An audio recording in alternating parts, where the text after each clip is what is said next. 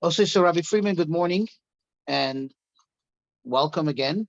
Thank you so much for being here with us and continuing this project as we're going to endeavor to cover all the main topics related to the life of a person, the soul of a person, and then get into all the commandments, the precepts, which we all as humans are required and expected to follow as far as God's concerned.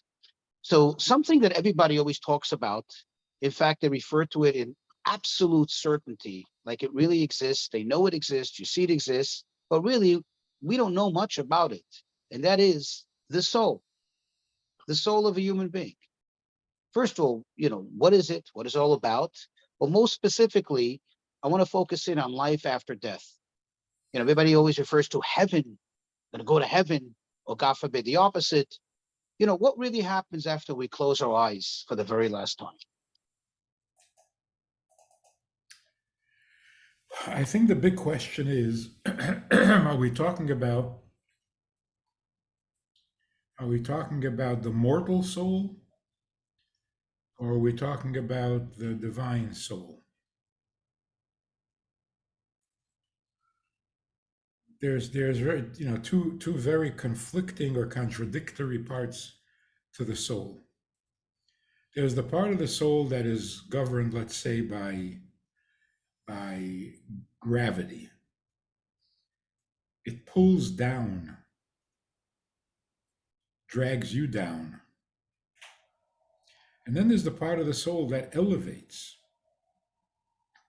that lifts you up, makes you more noble, less selfish. So that's really where it breaks down. Self or beyond self. That's the whole game, the whole thing.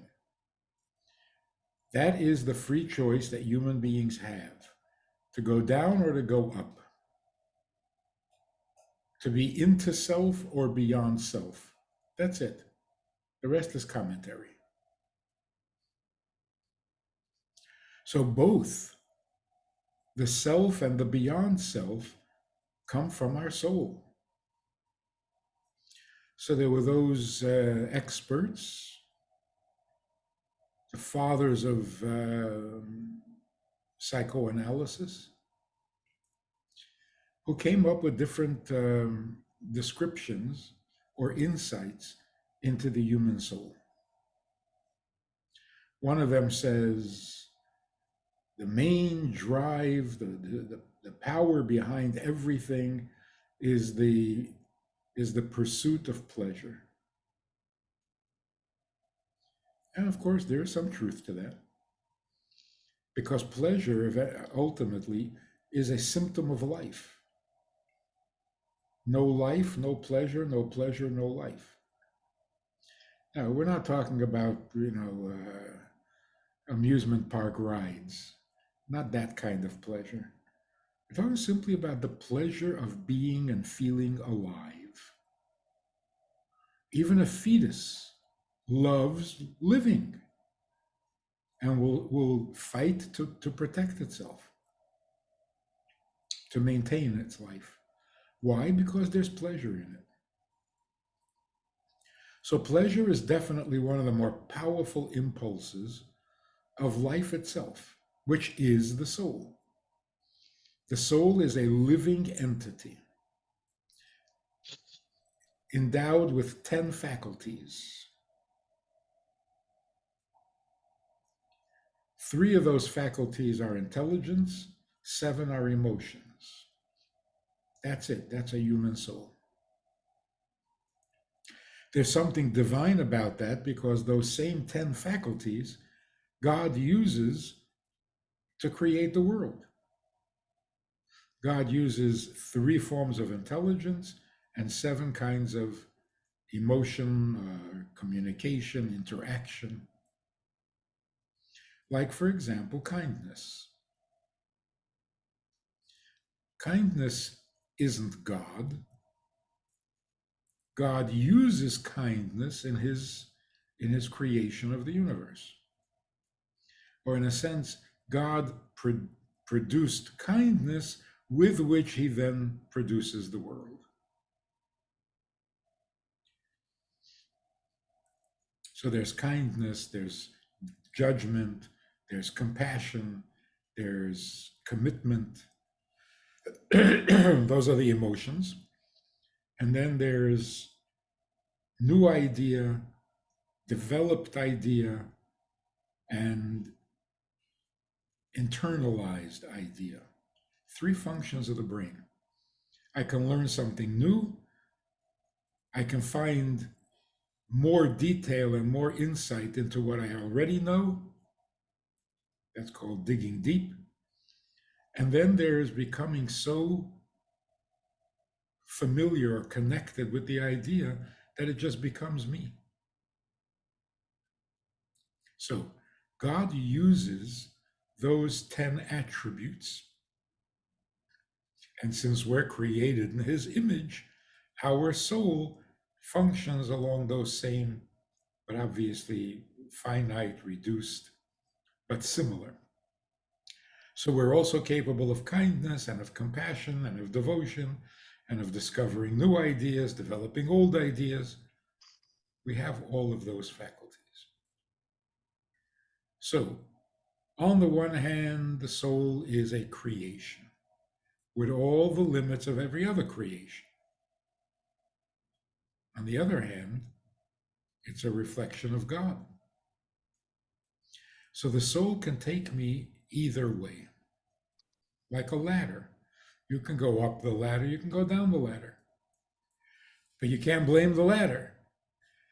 It's your choice to go up or down. Now, what does up or down mean? Obviously, not space. Up means above myself, down means into myself. So if I'm talking to you, I'm going up. When I talk to myself, I'm going down. It's as simple as that. If I love you, I'm going up. If I love me, I'm going down.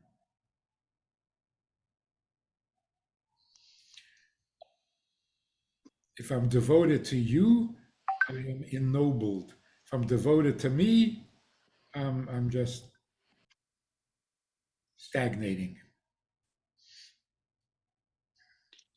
So, Rabbi, can I ask you, just on that last point? I know it's not the actual topic of our conversation, so not to digress, but you said something about if I love me, I'm going down. How about the same? It says in the Torah, you should love thy neighbor as yourself, and the argument is the first has to be thyself. In other words, you have to love you before you can love someone else. Is that included in that, or obviously that? Or I'm just thinking. I want to hear it from you. You obviously have to love yourself before you can love anybody else. But that's not, God is not telling you to love yourself. You are born loving yourself. God is telling you to share that love with others. So it's the default position. It's assumed you do love yourself. You're not being told to love yourself. So love your neighbor as yourself means you already love yourself. Now, can you love your neighbor? In other words, you are endowed with love. You're capable of experiencing love. So, how are you going to use it? For yourself, which is the default position, or will you give it and share it and spread it beyond yourself? So, nobody is without love. That's what the message is. Everybody loves themselves. People who hate themselves are really wrapped up in themselves because they're in love with themselves and they hate themselves and they talk to themselves and they worry about themselves and they have compassion for themselves. Too much. So the fact when a person says, but I hate myself, yeah, that too. Doesn't mean you don't love yourself. So it's too much. You choke on it. That which is meant to be shared, if you don't share it, you choke on it. Clogs up your whole system. Got it. So getting back to the topic of the soul. So it's obvious what you said. You said whether it's the material soul, as you described it, or the divine soul. But at the end of the day, it's something spiritual. I guess we can all, we can all, come to the conclusion that it's not a physical thing. So it doesn't die. When the person dies, when the body is laid to rest, what happens to the soul? I mean, I figure most people believe it lives on forever. But what does it? Where does it go? What happens with it? What does it look like after it's dead? While it's alive, it expresses itself through the body, as you described, whether it's the intellectual or the emotional aspects of the person. Where is it? What is it? Well, there is the scientific principle of the preservation of matter. Nothing just disappears, as far as we know. Oh, it's a big debate. Can matter stop existing? Can new matter come into existence? But the point is that we logically assume nothing just evaporates. Well, even evaporating doesn't mean you stop existing. You're just changing form. So there's no question that life does not die, or energy doesn't die. The question is, what kind of energy is it? The righteous human being doesn't die in that the soul remains a soul and retains its personality. So if John Doe dies, is he still John Doe, or is he now some kind of generic energy floating around in timeless and spaceless existence? The righteous remain themselves, which means they're still related to their relatives. They still have the same personality. If they were aggressive, they're still aggressive. If they had a good sense of humor, they still have a good sense of humor. If they didn't, don't make jokes about them. Hey, this morbid souls. Yeah. But the non righteous, those who haven't attained that kind of eternity, of course, the soul doesn't disappear, but it's not itself anymore. It loses its identity and just becomes generic life instead of the person. So the human soul, which is naturally mortal, can attain a certain degree of immortality through righteousness. If you serve God properly, if you rise above yourself and not completely indulge yourself, you attain a certain degree of eternity. Timeless values are truly timeless. And if you absorb them, you become timeless. That's how a mortal soul can become immortal. Not that it continues to exist, it continues to be itself. That's different. And that comes from goodness, from serving God, from godliness. So that's the godly potential of the human soul. So can you elaborate on that? You said not that it continues to exist, but it continues to be itself. See, some people have the belief or the attitude every soul, when it dies, goes to heaven, becomes an angel. And all angels are the same. They're just nice energy. Well, that's not exactly the most desired or the most impressive accomplishment. Becoming an angel is not progress, because a human being should be more than an angel. A human being should be, first of all, individualized. All angels are alike. They all say the same thing: holy, holy, holy. So there's no originality. They're all the same. A human being is a unique. Every human being is unique. So to go from unique to homogenized is not progress. The impressive thing is that a soul leaves the body and remains itself indefinitely. I said to this father who lost a 6-year-old daughter, and he was obviously very distraught and giving up on life, quitting everything. He had no interest anymore. He used to be the life of the party, but so I said to him, your 6-year-old daughter is still 6 years old. She still needs her father, and you quit on her. You stopped being her father. You became a griever, a mourner, an embittered person. This is what your daughter needs from you? Why did you stop being her father? It's not nice. Anyway, it brought him back to life. Wow.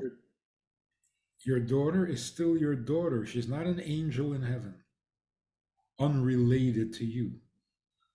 She's your daughter. She's still a little girl. She needs her father.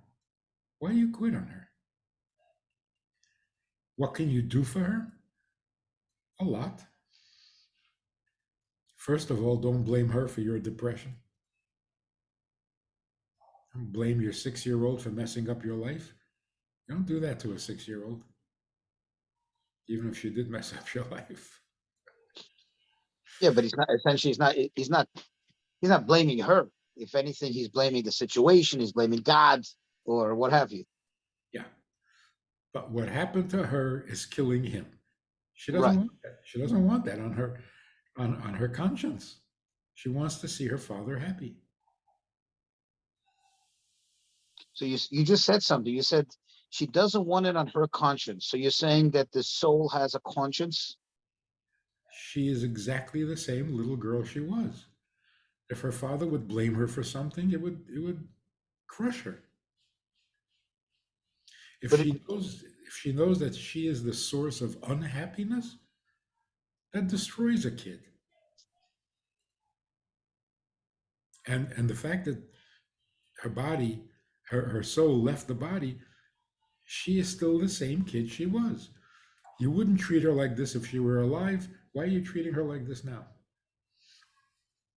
so, See, so sorry. we are off the subject, but that's what happens when people become professional full-time grievers.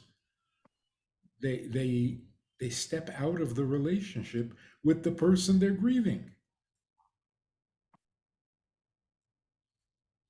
Wow. So are you saying you said something intriguing? I've never, thought of it in such terms. I never heard of this before. The the soul essentially you're saying conforms, like in this case, you say a 6-year-old girl that passed away, that soul is, I don't know, obviously not in physical size, but that soul is this little tiny soul or the tiny intellectually speaking of a 6-year-old.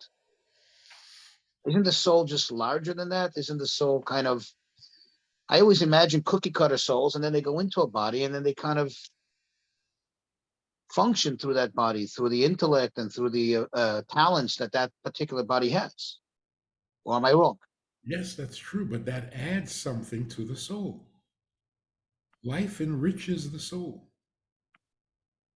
First, it was, like you say, generic energy, which is not impressive. But then it becomes an individualized, conscious, functioning, contributing human being, which is much greater than a homogenized soul. It's like saying energy is energy. So your soul was your energy for a while. Now the soul left the body, and now it's the energy of a zebra. Can your soul give life, become the life of a zebra? I hope not. How about a virus? Now, actually, a virus is not alive. A virus is dead. But bacteria? Can a soul that was once human become bacteria?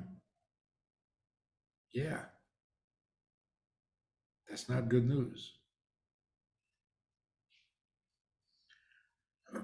So the soul stops being a soul. You lose your personality. You lose all your human qualities. Now you're just generic energy, and you may end up being the energy of a mosquito. That is what is meant by eternal damnation. Eternal damnation doesn't mean you burn forever, because that's pointless. That does not go on forever. Either you're making some progress, or you stop it. So punishment in general, God's sense of punishment or purpose for punishment is to repair and to rehabilitate, to undo the damage of the sin. If you're not undoing the damage, then the suffering is pointless, just out and out cruel. And besides, there is no sin that is eternal. So if the sin is not eternal, why are you being punished eternally? Make sense? So no sin is eternal. So no punishment for sin can be eternal. So where did this concept of eternal damnation come from? Originally, what it meant was, you're gone. That's forever. You're not suffering. You're just not who you were. You're not a human soul. You're just generic energy, and you could be a bacteria, an amoeba. You can be an electron. And the next one. So, Rabbi, you already touched on something that I was actually going to ask you regarding reward and punishment and the afterlife. I'd like you, please, if you can elaborate on that topic, because, I always think, like, really, what is the point, if there is such thing as reward and punishment in, for the soul in the afterlife? What is really the point in punishing the soul for the deeds of the body? And especially after the fact, when it's futile. There's really nothing that can be changed. What was done is done. And number two, why should the soul suffer for the deeds of the body? The body is the one who had the pleasure. The body is the one who made the bad decisions, and now the soul is getting the brunt and the rough end of it. Well, you can ask the question in reverse as well. Why does the body suffer for the soul's decisions? The body by itself would never sin. A dead body doesn't sin. So why is it, in a sense, punished? From dust you are, and to dust you return. Why? It didn't do anything wrong. But why is that a punishment? It's just going back. It just served a purpose for an X amount of time, and it's going back to where it came from. In other words, shall dust you shall return. Is that a punishment, you're saying? It sounds like, yeah.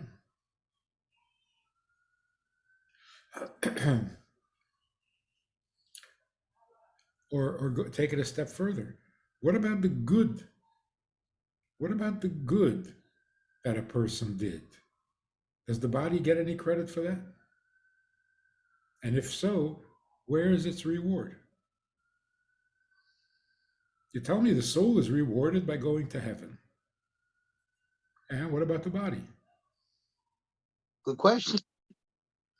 So the fact is, the body is not responsible for anything.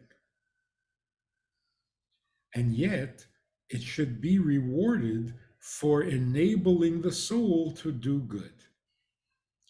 Because without a body, a soul can't do good. Without a body, you can't give charity. Without a body, you can't be married, have children, raise children. So it's all the soul doing, but the soul can't do it without the body. So the responsibility is completely and totally on the soul. And yet the body deserves reward because it enabled, it embodied the good. That's why the soul comes into the body. So, what exactly is punishment for a soul? I understand you can hurt the body, you can inflict pain on the body, and that would be its punishment of some sort. I don't see the point of it, but okay, that's what we think, right? But how do you punish a soul?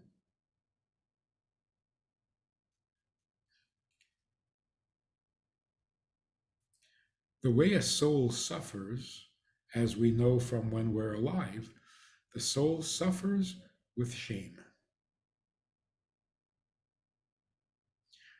Again, we're getting a little off the topic, but what is the one painful, terrible, hateful thing that we all try to avoid desperately? Embarrassment. Yeah. It's the worst thing. So you can say a person can suffer from anger, a person can suffer from fear, a person can suffer from anxiety, or a person can suffer from shame. So that's a lot of suffering, right?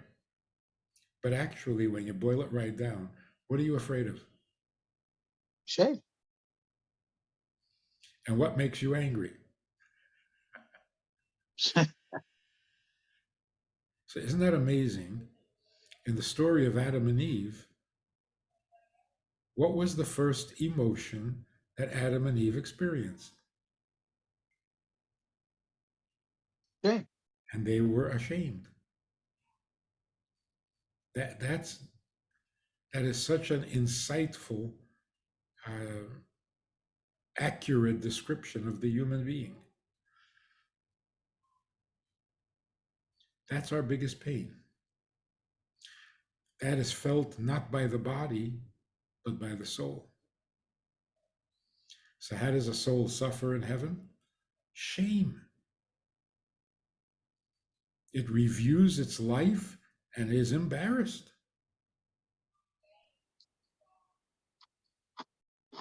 Now, if the soul is embarrassed by its sins, then there is something there to salvage. There's some goodness there because a person without a conscience is not ashamed. So, a person without a conscience or not enough of a conscience just stops existing. There's nothing to salvage. So, there's not even punishment. You're gone. You lost it. You're not you anymore. You're a generic something, right? Like when water evaporates, it doesn't stop existing. It's just not water anymore. So punishment means there is some good to this soul. It deserves to be salvaged. And so you burn off the shame. I mean, how long are you going to be ashamed of the same thing? So once you experience and go through the shame, you kind of burn it off. You disassociate from it. You disconnect from the thing that shames you. That way you get back your innocence, and all the good you did remains forever. That's how a soul attains eternity.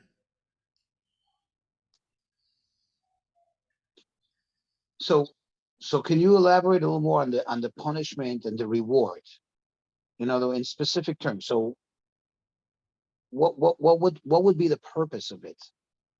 You did mention something earlier about the cleansing, and that. Can you elaborate on that? Well, In other God, words, my question is, okay, what was done was done. The sin was perpetrated. Right now, what is the objective in punishing the soul, in shaming the soul, or that? In other words, what do we look? What's sought here to gain? What are they? What is the objective? What is the point? Let's apply all that to during life. A person did something really bad, and now he's ashamed of himself. What's the point? Well, first of all, hopefully he won't do it again. Perhaps maybe it's an atonement. He'll help wipe away the sin, the remorse. Yeah. Hmm. So the objective is God created a world that is both good and bad, and that's not good enough. So he gave us the job of eliminating the bad and increasing the good. We also have the possibility, freedom of choice, to increase the evil. So even after the soul dies, it still has an opportunity to decrease the unholy and increase the holy. How? By regretting. When you regret, you take a bite out of crime.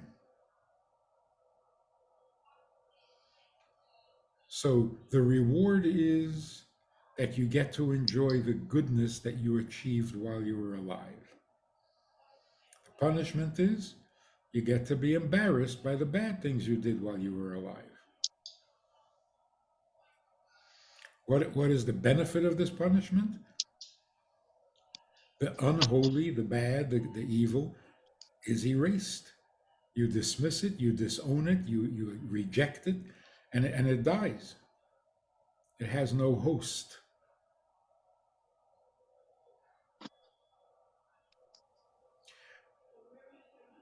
That's called serving God.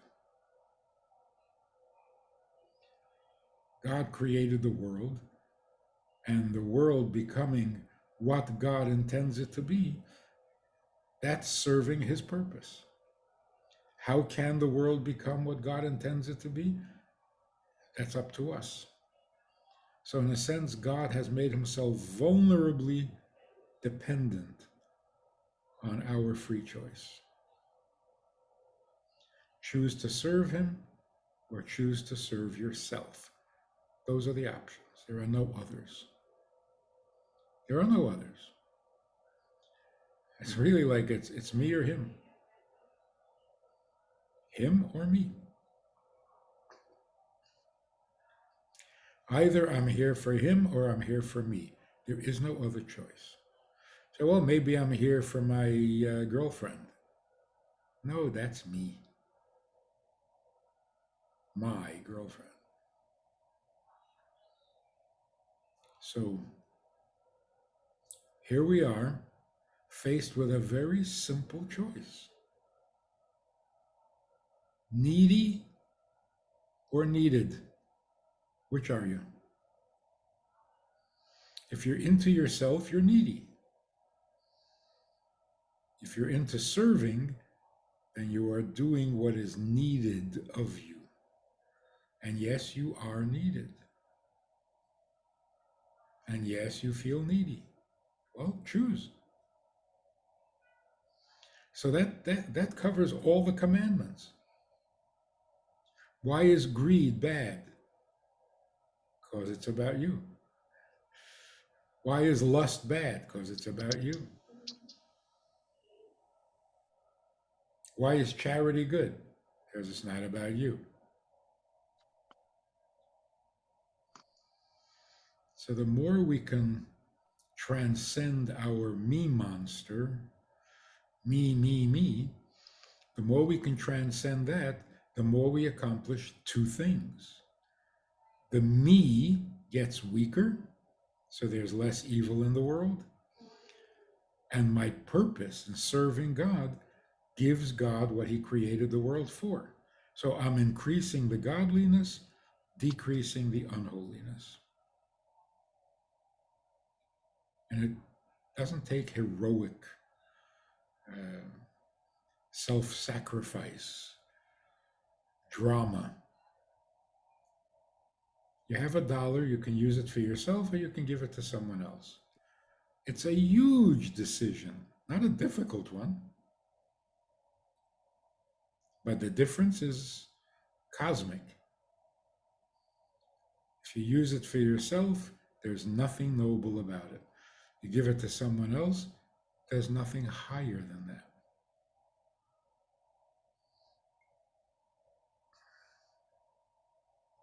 Okay, so getting back to the punishment and reward, bottom line. So the reason for the, I just want to, just to summarize, the reason for the punishment or whatever it is after, in the afterlife, is to what? Is to bring the shame, is to cleanse away the soul. Is that what you're saying?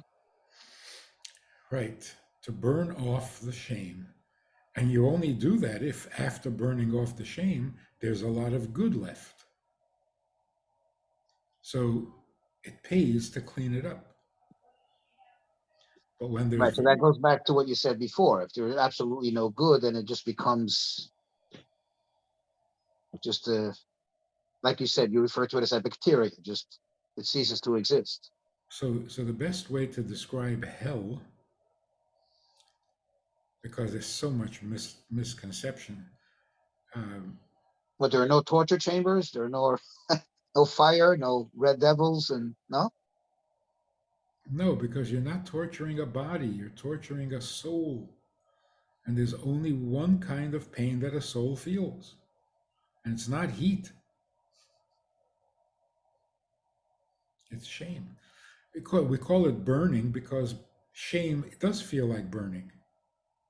You get all inflamed, hot in the face or red in the face, and heat comes out. But it's the shame that hurts. So here's the way to look at it. You don't go to hell. That gives the wrong impression. Going to hell makes it sound like hell is some kind of Destination. a place, you know, a reality where you can be in it, you can go in, you can come out, you can go back. There's no place called hell. Hell is an experience, not a place. You can have two souls who passed away. One is in heaven, one is in hell. They're right side by side. One is in heaven because he's got nothing to be ashamed of. And the other one is going through hell because he's ashamed. So the best way to put it is like this: you don't go to hell, you go through hell. Now, anybody tells me that they don't believe in that is out of touch with reality. You've already been there. You've gone through hell already. What do you mean? The question is, does it continue after you die? But hell is not someplace else. Hell is an experience. Most people have experienced it. Deep, painful shame. The body, being finite, limits how much shame you can feel. Once the body is out of the picture and the soul is free to express itself completely, every one of its emotions becomes magnified. So, whatever shame we can feel while we're in a body, we feel much more shame once we leave the body. We also feel much more pleasure coming from the good stuff. So, everything becomes intensified. So, again, the right way to say it is, you don't go to hell, you go to heaven, but getting there can be hell. So is what you're describing? You said, we go through hell in a sense through our lives. Is that perhaps, I don't want to digress, but is that perhaps the concept of repentance, the concept of return, when one is able to rise above their own finite limitations and actually feel the shame and face, their wrongdoings and truly, in other words, self-impose that hell, if I may? Is that what it is? Yes. Wow. So okay, you described the hell. Can you take a moment to describe heaven? I mean, obviously, it's not some kind of utopian Disney world with some nice buildings and, like you said, nice amusement parks and good movies and good real good coffee and wine. Obviously, it's something spiritual. What is it? In other words, we don't have the ability to imagine something spiritual, but if you can describe it, how would you describe it? Good question. Just like we shouldn't turn hell into a physical location with a physical fire with tridents and demons, we shouldn't do that with heaven either. Heaven is not a table laden with all goodies, and it's not virgins, and you know, it's not what the body would enjoy. We're talking about a soul. What is the soul's pleasure? The soul's pleasure is being beyond yourself, right?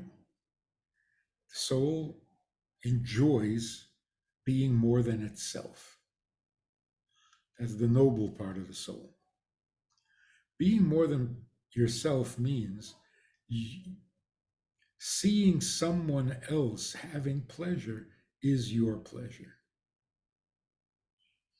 Feeling somebody else's pain as if it was your own pain. That's the noble part of the soul. What happens when you're in heaven? All the pleasure you had when you did your good deeds or your noble deeds,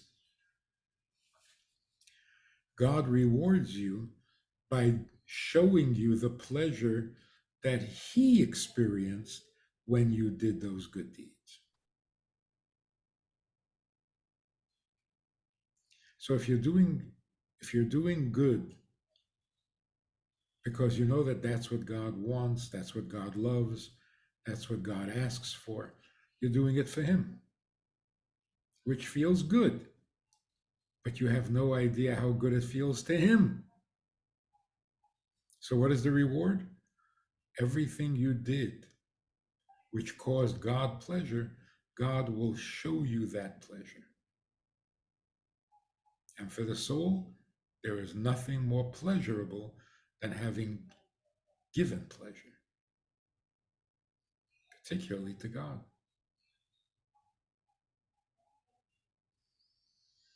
Wow. In other words, the goodness comes back at you. So it's not like when you hire someone to mow your lawn and you pay him with a few dollars. The dollars has nothing to do with your grass, with your lawn, with your house. It's an exchange. You mow my lawn, I'll give you dollars. They're not related at all. The reward in heaven is the result of the goodness for which you're being rewarded. It's of the same. The reward is the pleasure you gave God by doing the commandment or fulfilling the mitzvah. That pleasure will come back to you. Wow. So if I can just kind of summarize what I think I heard from you in terms of the punishment and the reward. The punishment is obviously finite. It starts at a certain point, obviously, and it's going to end at a certain point. If the objective was achieved, maybe that the person is cleansed of all that, it's done. So whatever time that takes. But what happens with the reward? The soul continues to live, as you said before, the soul of the righteous never dies and it goes on. So what happens with that pleasure? Okay, I've seen the pleasure. I experienced what God experienced on some level. I'm still a creature. The soul is still a creation, as you said before. But what happens after that? The soul lives on for thousands of years. I know it's in the spiritual realm, it's beyond time, but it's still, it still exists there. So what happens now? What is now the next phase of pleasure There is or there reward? yeah, there are infinite levels of heaven because you're talking about God's pleasure. So every year on the anniversary of a person's passing, the soul goes up to a higher grade where there is a greater and qualitatively greater pleasure. And this can go on forever.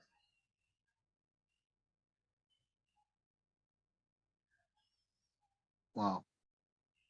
So you're saying it just keeps on intensifying, increasing, It's and like, this applies to all human souls. yeah, Wow. it's like getting to know God. Will you ever finish? No, So you can continue to improve and grow in your knowledge of God endlessly. got it. There's infinite amount of knowing that you can pursue, that you can. So no, that can go on forever. The truth is, the soul eventually does grow tired of heavenly pleasure and wants to come back into the body where it can serve God again. Does it get a choice in the matter? If he is righteous, he will be resurrected and he will serve God again. He or she. But what do you mean if he's righteous? You said that, I mean, by virtue of the fact that they're dear in heaven, existing for so long and enjoying, um, the pleasures of knowing God, that already in itself is proof that they are righteous. So who gets, how righteous do you have to be, so to speak, in order to merit that? I don't know. You said you haven't been there. I mean, you don't have a recollection. But okay, I want to touch on one last point, as we're running out of time for this session. Um, I know there are prophetic accounts of what's going to happen in the end of days to the real wicked. I talk about the Hitlers of the world, the Stalins of the world, the Khmelnytskys of the world. Um, what's going to happen with them? I mean, their soul that does exist at some level, because it says something about them being resurrected and punished in front of everyone. Can you touch upon that? Um, from the look in your face, it sounds like I'm quoting things that don't exist. Why would you resurrect them? So what does it mean that there's going to be a day of judgment and the wicked will account for their sins? Those are the wicked who can be redeemed. Those are the wicked who have something worth salvaging, not the ones who are beyond hope. So So you're saying we're never going to see Hitler again, even at the end of times. he don't exist anymore. Uh-huh. Why would he? I guess I was always under this notion that there's going to come a time when, when we're somehow going to see them account for their sins, for what they've done to humanity, to the world, and so on. They Guess I can't. was wrong. They can't. Let's. What does it mean that a person repents, regrets? What does that mean? You commit a sin, and then you say, "I'm so sorry." What do you? I don't believe you for a moment. What do you Right. mean you're sorry? A moment ago, you found it irresistible. You just had to do it. And 10 minutes later, oh, I'll never do that again. Oh, yes, you will. Come on. What kind of game is this? It's not a game. When a person sins, there are certain aspects of the person that is engaging in the sin. But even while you're sinning, there's a part of you that does not engage. The innocent part in you says, I'm not doing this. I object. I don't want to do this. I'm not joining you. So the passion of the moment kind of overwhelms the voice of your innocent part, of your innocent self, and you don't hear it. But once the passion is over, that innocent part of you that did not sin says, why did you do this to me? I asked you not to. But if the entire person is committing the sin, who's regretting the sin? The same person? Well, that's crazy. It's bipolar. Yeah, it's dual personality. So if there is a conscience, meaning if there is a part of you that did not participate in the sin, and that part of you says, I object. I've been objecting. You didn't listen. Then there is something to salvage.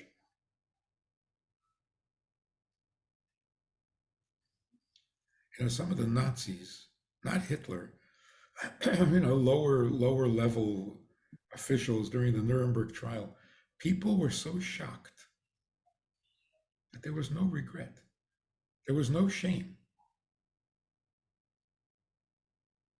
So Hitler himself, if you could bring him back and expose him to the public, would he break down and cry and apologize? No, he would launch into one of his speeches.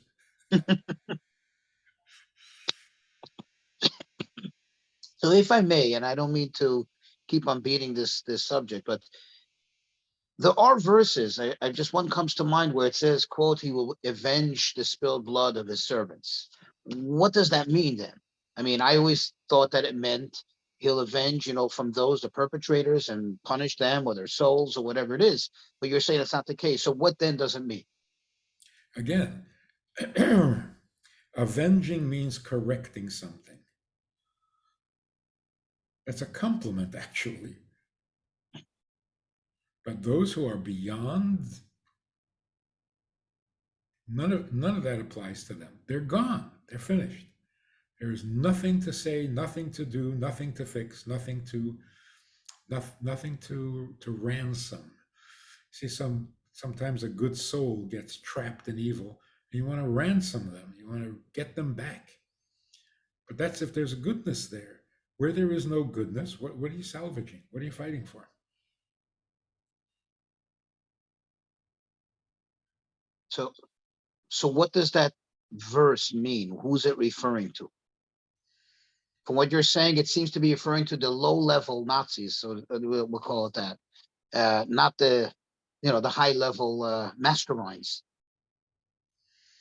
Those who got dragged along, because they couldn't resist social pressure or other, forms of unintentional sin. Mm-hmm. Wow.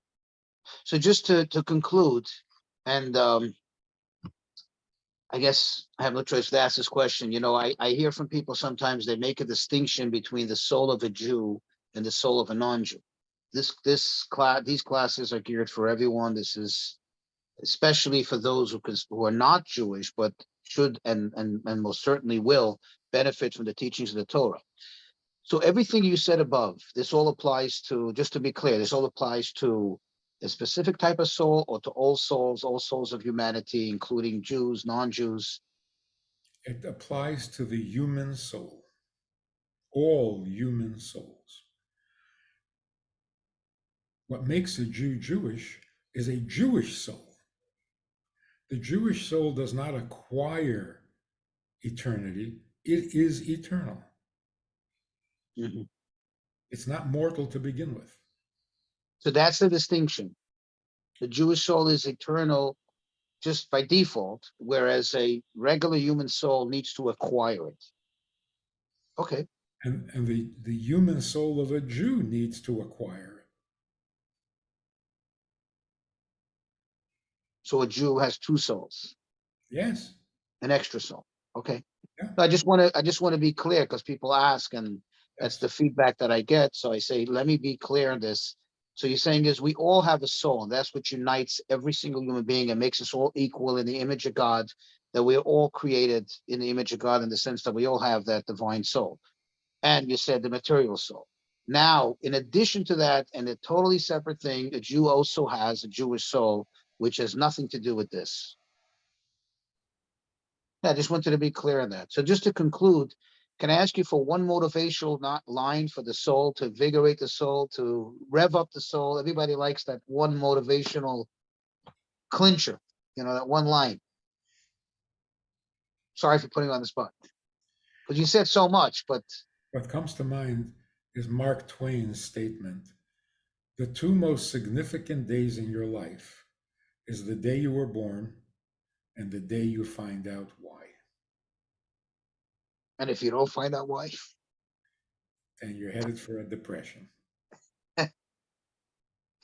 wow, that's very profound. So thank you again, Rabbi Friedman, and we look forward to the future classes and sessions. And ask anybody that's watching this if you have any questions. You feel free to either refer them to me, and I'll certainly not be egotistic and foolish to think that I can answer them, and I will forward them to Rabbi Friedman. Thank you so much, Rabbi Friedman.